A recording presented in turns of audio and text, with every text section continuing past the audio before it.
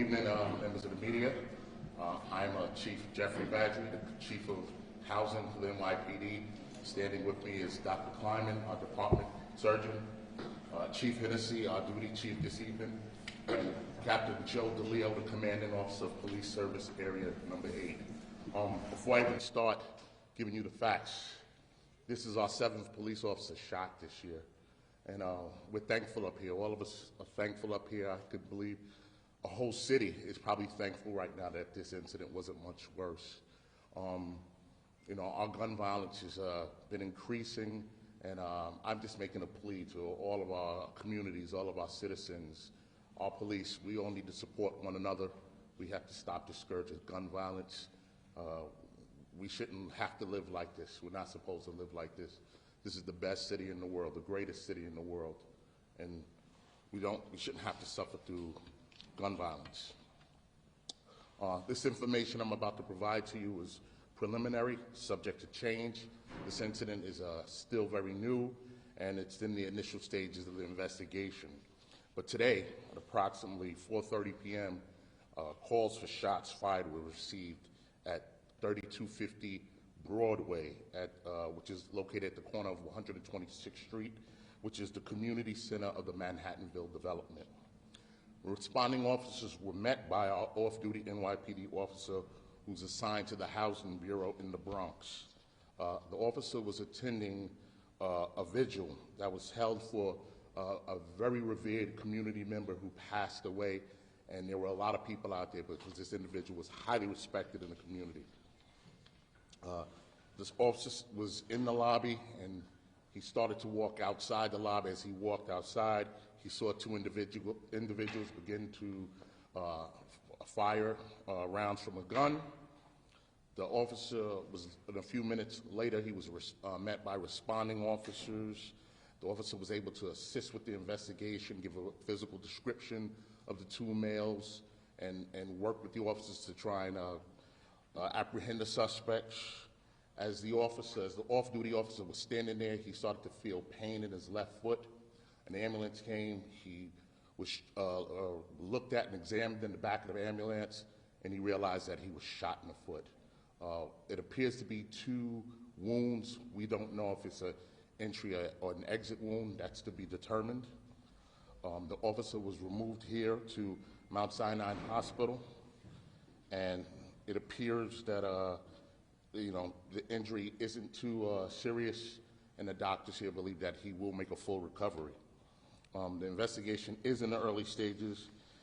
We're in the process of interviewing witnesses. We're looking at video. We're trying to figure out who the suspects are, and I ask anybody if they have any information to please call our TIPS hotline, which is 1-800-577-TIPS. And I would also like to take a moment to thank the staff here at Mount Sinai Morningside Hospital for their professionalism and the care that they're giving our officer. Thank you. We'll take a couple of questions.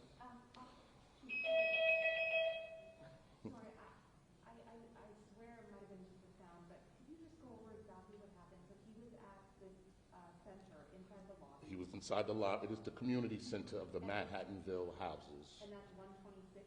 The exact address is 3250 Broadway. Okay, so that's 130, I think 131st. So but it's right there. 126. Okay. Cross Street, 126, 131st. It appears to be at 3250, which is at 131st, is it not? Yes. Well, but this happened in front of the community center. The community center. Yes, 3250. Why is it such a large scene then at 131st? All the officers are there. Well, it's all in proximity. It's a development. It's all on the development. It is a large crime scene. You had an officer shot. You had people running to different directions.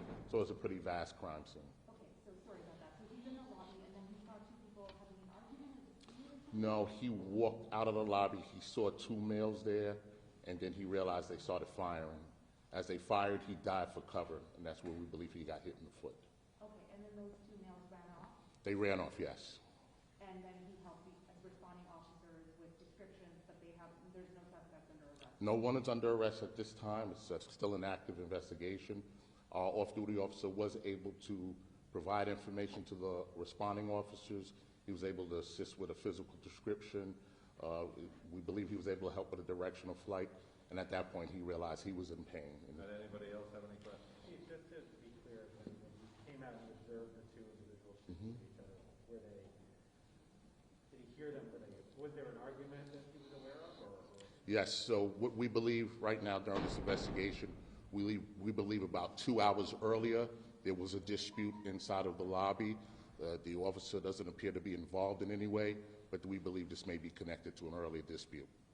So the officer was responding kind of, he's off duty, but he was, He was there to memorial with the memorial for the community member who recently passed away. But in other words, he was just an unintended, it could have been anybody who got shot. Yes, we do believe he was unintended. Like I said, it's still an early we're still at the early stages of the investigation, but right now it appears that he just came here to pay his respects to a loved community member, and he was shot. And he didn't fire his weapon? No, we don't believe he fired his weapon.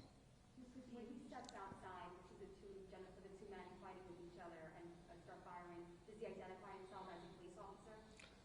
We're not sure at that point. We are looking at different theories. He may have said something. We're not 100% sure. It's still under investigation. So we don't know. So what you mean is that it's hard to know yet if or did he in any way step into the dispute and try to do anything about it, or he just sort of a bystander? No, we believe the dispute happened 2 hours earlier. That when he came just as a participant to celebrate the life of someone who was lost. And as he was there, this all unfolded. So he witnessed the shooting in a community center? In front of a community Yes, well, he was the victim of a shooting in front of the community center. And what would you say about that, the community then, that people were there for a vigil and people are... everyone, we see what we're suffering through. We're all suffering here.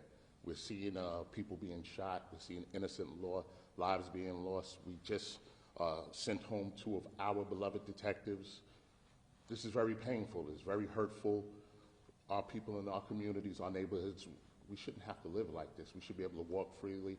We should be able to shop and do the things that we love, and we shouldn't have to worry about gun violence. Okay. About how many people were at this vigil? That I'm not 100% sure of, but there was quite a few people from what we're gathering. Any medical questions while we have Dr. Kleinman here about conditions? Well, Dr. Conley, could we talk maybe about the officer was shot in the foot? Was it an entry and an exit, or was he shot twice? Do we know? Our officer appears to have had a gunshot wound to the left foot. He's in stable condition. He's in good spirits. But I'd like to stress that a foot injury, any gunshot wound, is potentially life or limb threatening. This bullet traversed critical vessels and nerves and tendons, but we expect him to make a full recovery. And be back on the job. That's the whole. I'm sorry? And be back on the job. Oh, yeah. Thank you. Okay, thank you very much. Here, thank you. Thank you.